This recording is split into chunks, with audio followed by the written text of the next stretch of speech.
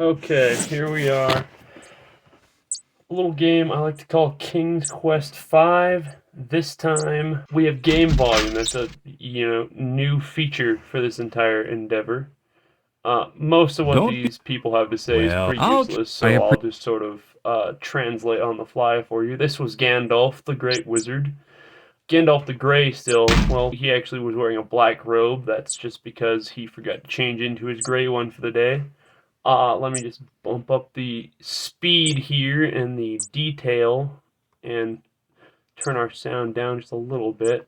For the most part, it's just annoying sounds, but there are some elements of usefulness in here for sure. I'll just skirt around here. I wanted to do a series on King's Quest because it's an incredible game to me. And in fact, it might be the earliest memory I have of playing a computer game. In fact, it's that old. Me, anyway, this is an incredible bit. I mean, look at these backgrounds. These beautiful, gorgeous backgrounds. I don't even know what year this is. These are the cobblers. You know, they make shoes. This is, Mama Cobbler, Papa Cobbler. Dog a cobbler. But they're not too important for the story. They come in and they're important later, but for now, not much of anything. There's not much of anything that goes on in the town, really, except a couple of things. You notice that this coin has suddenly appeared on the ground. We go get that, interestingly. And that's a thing that if you didn't know it, you wouldn't be able to get it. But there's a fish in the barrel. Odd little thing. But excellent music in this town. This is why I'm re-recording everything. Is the audio? I couldn't get game audio before, so I've already played through again since probably the first time since I was a child. But I wanted to do it again just to give you all game audio because it's really there's only a few portions where it's particularly noteworthy, and for the most part, it's just these annoying ass owl Cedric chirping at you. But check out the bakery here. I think this game does a phenomenal job, especially of setting its own scenes. You know, it has these big sprawling backgrounds that are so full of life, and it interestingly, oh god, this woman, shut up and give me the pie.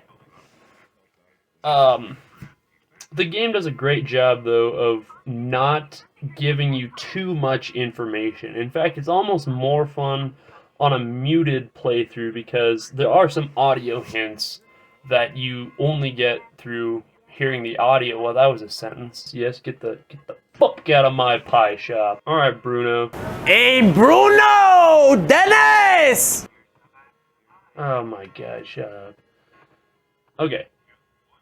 It's interesting how it does a good job of setting up what exactly is going on. We know we're in the pie shop, and it frames this sort of interior of the building while keeping the exterior background the same setting as the building we entered. So we know that we haven't gone anywhere. We're still in the same area.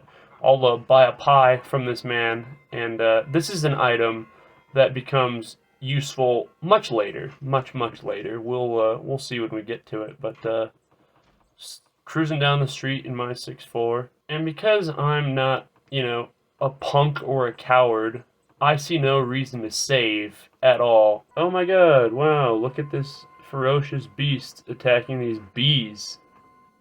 Let me bust out my fishy friend that I stole from the town. I didn't steal it, but yes, get the hell out of here, Mr. Bear. You almost fucked me up. Damn. Thank God we could skip that. What the fuck? Did you all just see that? I was just dying up there a second ago. Oh god, now the ants are getting terrorized too? You throw a stick at him. Oh. And throw a stick for him, I guess. They like fetch these fellas. But some of you are probably wondering what it is exactly that's going on in this game. I haven't really provided context. There's a cutscene in the beginning, but I skipped it because cutscenes... In this game, anyway, cutscenes are kind of terrible. Anyway, Graham here is the king, actually. The king of a kingdom called Davenport. And he's on his big quest because the evil wizard Saruman... Oh, look, my friends, the ants. Where's the Ant King? He's got to be in here somewhere, since I skipped his little cutscene earlier. Listen to those ants march in, though. Very inspiring. Oh yeah, it's the evil wizard Saruman, because he had a little argument with my son, kidnapped them all. And it's my job to go and get them back, so let's be real, I should probably quit wasting my time and go find a better family who doesn't want to get kidnapped by, you know, stupid people and crazy wizards and stuff. So, oh, look at the Ant King. He's going to give me, what's he got here? He's got a little pin. He's got a, I don't know what the hell he's saying. He's going to give me a little thing. What is it? He gave me a... Okay, I think I can use this to stab people later on. That's most likely what that is.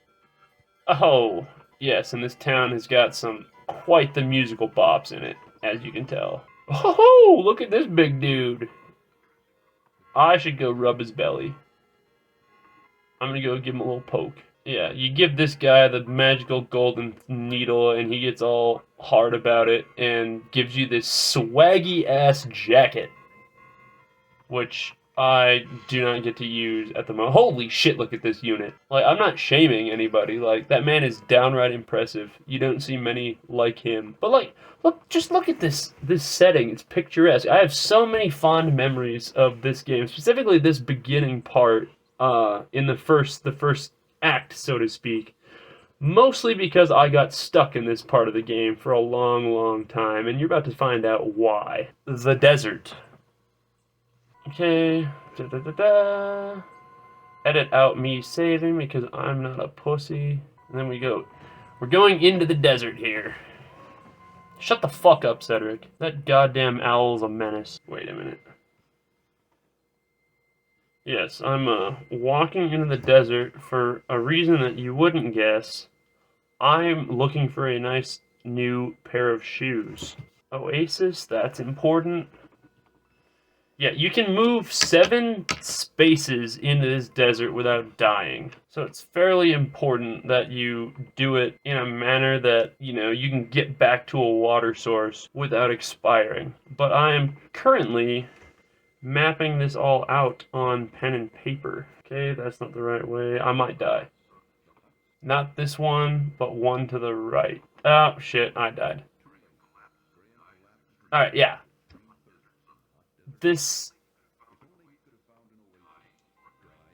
You're telling me. Okay, well that's a scorpion bite. That's just instant death. That was fun. Yeah, you might wonder, where's this creek? You know, like you go 1 square to the left and all the water's just gone. Kind of ridiculous. Somewhere out here is a shoe. I found it pretty easily last time I played, but apparently it's not all fun and games. God dang it. Where could it be? Somewhere out in this burning desert sun is a skeleton with a singular boot on it. There should be limited dying in this playthrough because I just beat this like the other day and then had to re-record all of it because wait. I should have found the wait a minute. I should have found the Oasis by now. I think I messed up. Oh, I definitely messed up. There's the boot! There's the boot! There's the boot! Bruh. Shut the fuck up, Cedric. Nobody cares what you think. Down again. Should be the boot. Left one more, I guess.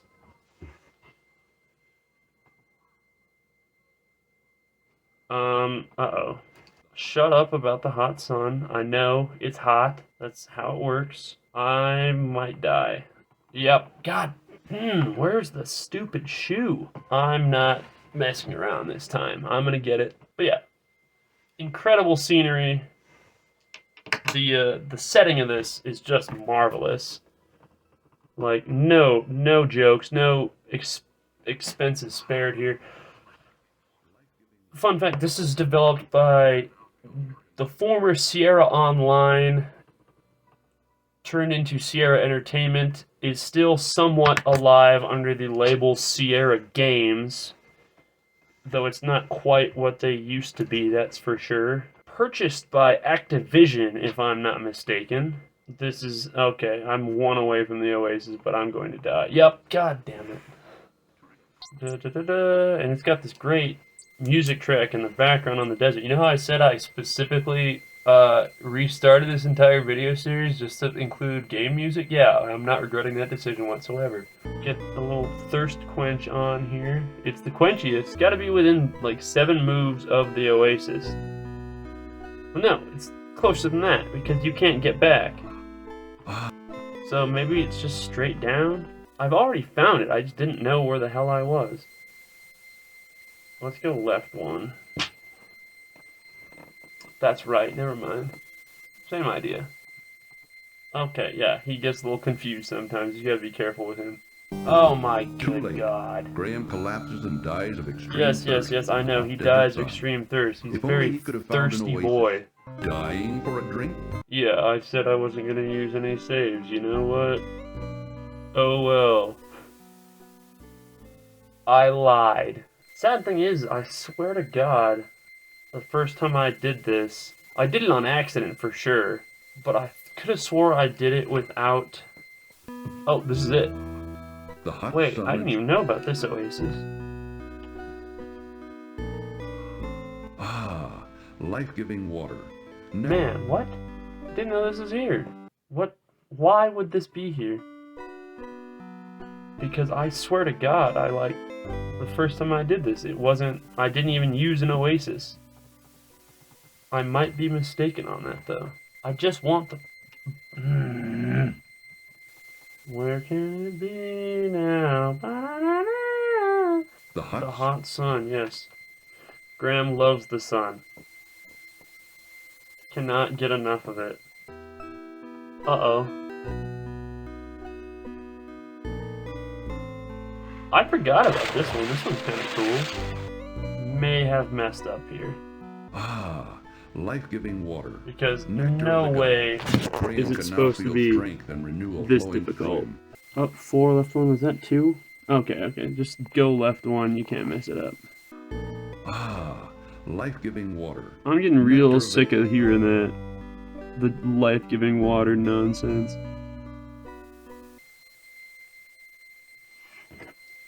Oh!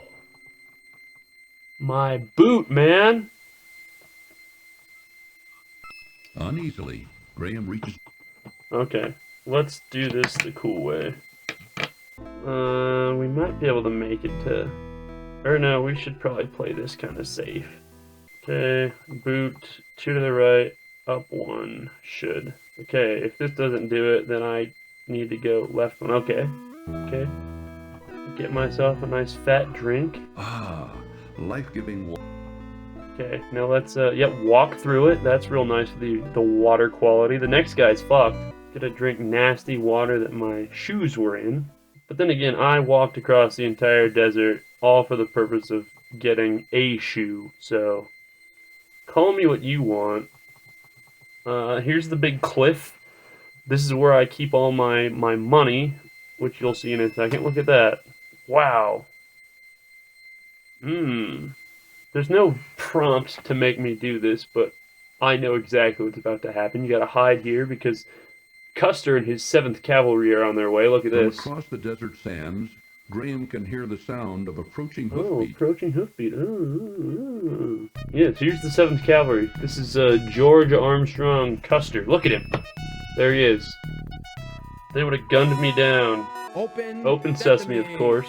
That's classic. Learned that from Shrek. Okay, yep, this is just a bank, pretty much. We just go in there, throw our money on the ground, and leave. That's how it works. You know, allegedly Custer's gold is still out there somewhere. I don't think it's, like, in a tomb like this, but, similar idea. Now, I already have this portion of the desert mapped out. Should be down... Alright, there should be water right here. Bingo. Yeah, I mean, like... They didn't have to make every Oasis look different, but they did, and they all function identically, which is hella cool. Like, this desert's pretty big. Without, like, mapping it's just pretty much just playing Battleship.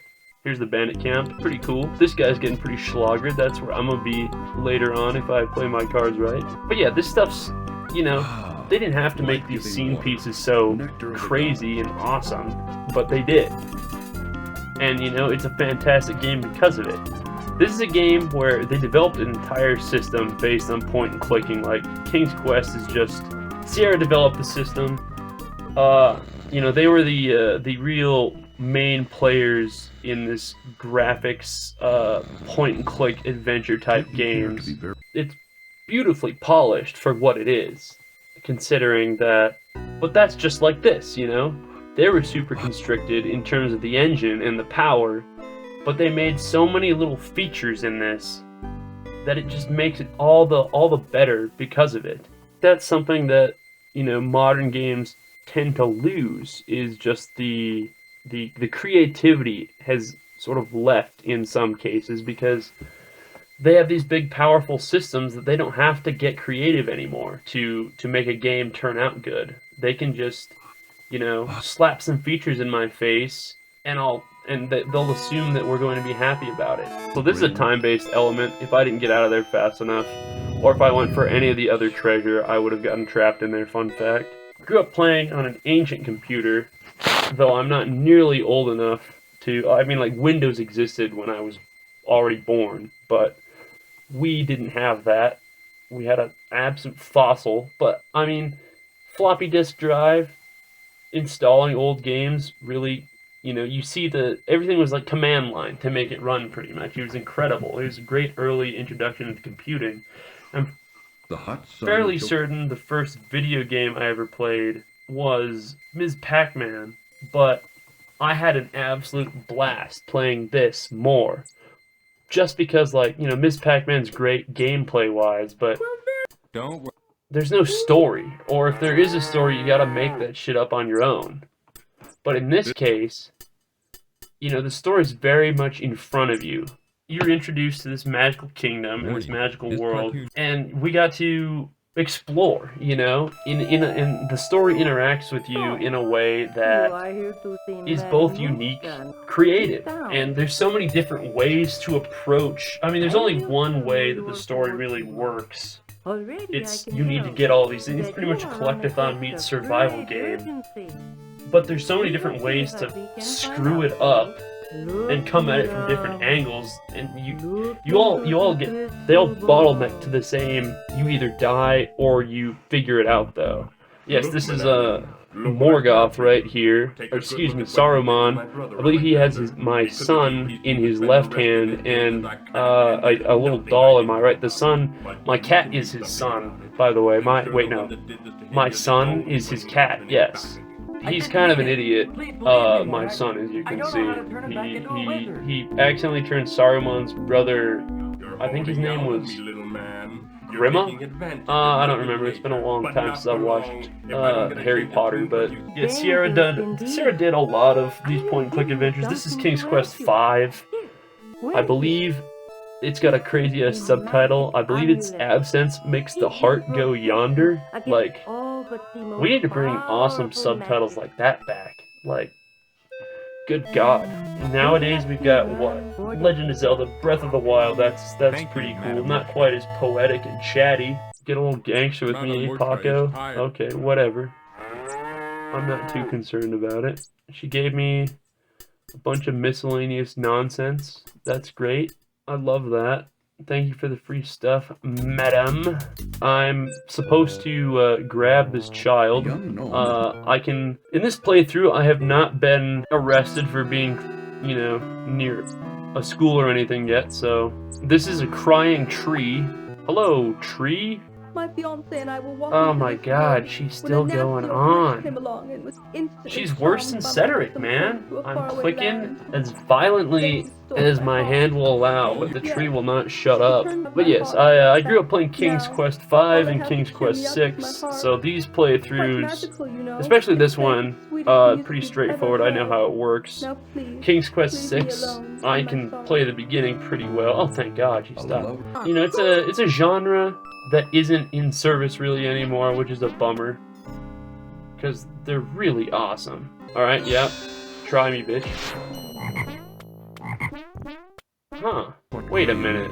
Totally off guard. Oh, fuck. Oh, shit, Wait a minute. Did I just do this? Oh! What was I supposed to do? Wear it? The magic amulet begins to glow softly as Graham slips it over Okay, his you have to head. put it on first. I didn't know that. Yeah, me too, cow. I'm none too pleased either. But yeah, as you can see, like, tons of ways to die in this. They really got most creative, I think, with dying. Might, you know, symbolize something for... Oh, get fucked. To Graham, That's right, you old hag. Fuck you. She just gonna follow me around. Check out her cool fucking house, though. Then you just gotta put her in this genie lamp. What's that? She asks. Fucking Aladdin comes out of the genie lamp here. There's Aladdin. I think he's about to go to Disney World. Yep, zaps that witch in there. That's the last we've seen of Marie Laveau now. Shack it up in the witch's shack here.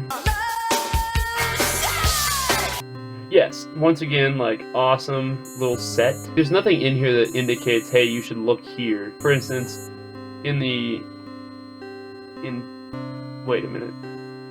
In this thing, we got a nice spinning wheel. In this drawer, which you didn't even see was there, got a sack. This is my favorite little bit. And I specifically remember this tripping me up a ton as a kid, but, you can play with your items in the... Look at that. I didn't know you could, like, do things with your inventory in your inventory. It's pretty ridiculous. Stupid tree woman's heart is in this little tidbit. I like how the cursor becomes the item, too. That's always been like, as a child, that's always, I thought that was a particularly neat feature. Grab the heart for the tree. That's a sentence that you never thought you'd hear. You can't actually exit. The way you come in isn't here anymore. But what you can do, and I have no idea how they would have imagined anybody would have figured this out, but you gotta squeeze some honey on the ground, and then you drop some emeralds for the eyes in the background, and true to form, they're greedy elves, and they come and collect the Lucky Charms. And then one of them, I get him stuck in the honey, and I can grab the little bastard. And I'm gonna stuff him in my inventory, and he's gonna be an important item. He's got a pet rock slug. You don't see those very often anymore. Let me just ski on daddle out of here. Follow me, he says. I'm taking you down to my sex dungeon. See, look. They're all ready to have their way with me. It's gonna be awesome.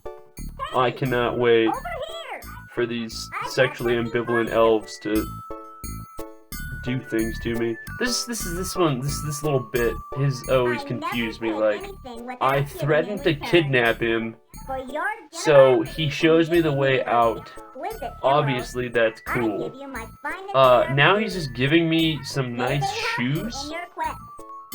Like, is this, what else is he getting out of this transaction? It's 3 emeralds worth a pair of shoes, and the escape? I don't know. Like, until now, I thought that elves liked Lucky Charms, and that was it. You learn so much playing games, really. Like, it's a whole ass education system. Now I'm going to give the tree her heart back, because that was a problem. My heart, you found it. Oh my god, yes, I found it. Now shut the hell up and get out of here.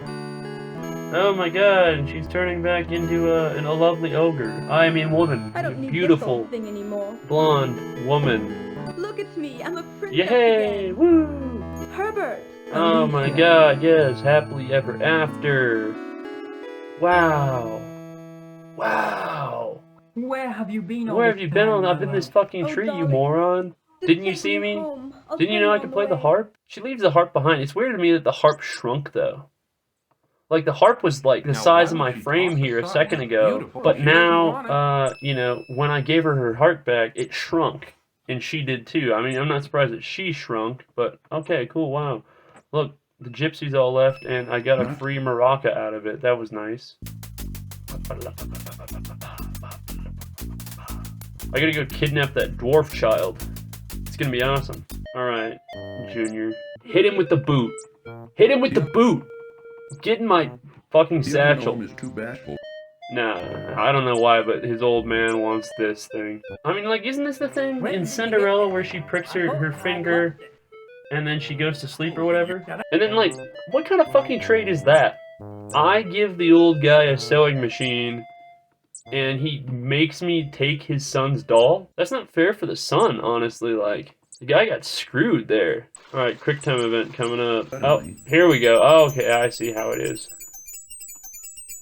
Fucking zanged him, dude. Cross country. Holy shit. Ratatouille's up here. That's why I love this game. You know, they brought in so many memorable characters from other, you know, well-established franchises like Ratatouille. This must be before he learned to cook, obviously.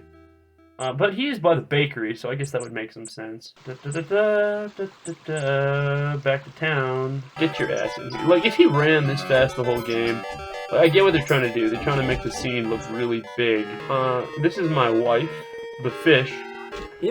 Shut the fuck up. I sell the toy maker this finely crafted puppet, and he gives me a free sled. I'm pretty sure that's Santa Claus. No presents for anybody this year because I stole his sleigh. This one always confused me.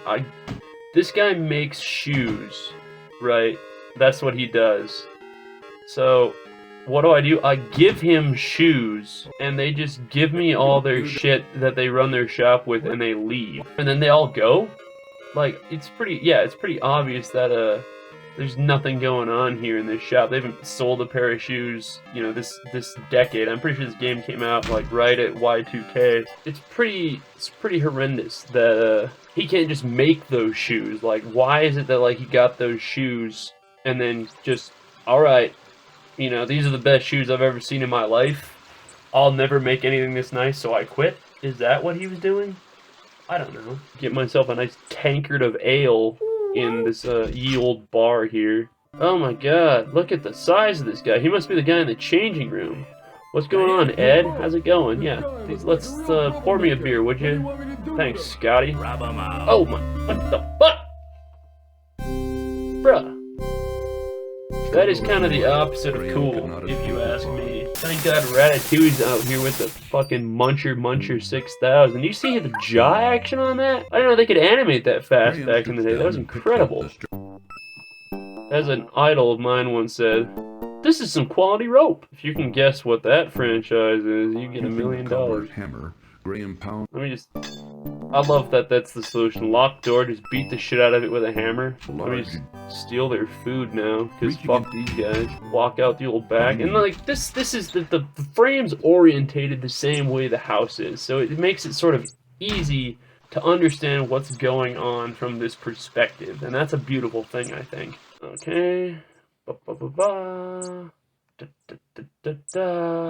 Alright, everybody knows this. If people are gonna know anything, it's gonna be this. Snakes love maracas. Check it out. You know, I always thought this part would be a great part to like do a snake charming bit, but no, they went the other way. They went for the well-known fact that snakes love maracas, and so I hit him with the maraca shaker. Shaka shaka. Shaka, shaka, shaka. And then he just fucking high peels it out of here. High peels it out of here. Let me just put on my fucking cool ass threads here. Beautiful, beautiful, beautiful. One final reflection, though. There's one weak point in this whole game, I think, and it's this right here. Thus far, they have done these incredible, different, you know, beautiful set pieces, and then they just weak it with this? Like, they could have had a little traveling montage of me crossing the world and portraying the passage of time by like the setting of the sun or the rising of the moon, and we would have gotten the bit. But instead, I'm suddenly in the mountains. It's a few hours later. Like, you're gonna see after a while that there's like 5 main set pieces in this whole game, I think. This being the second of them, of like connected areas that you can roam in freely. And that like they all have, you know, logical transitions, except for this one. This one is just from A to B. makes little to no sense, and quite frankly, it's a little ridiculous. But that's the only weakness about this entire game, I think, and that's what makes it truly a beautiful piece.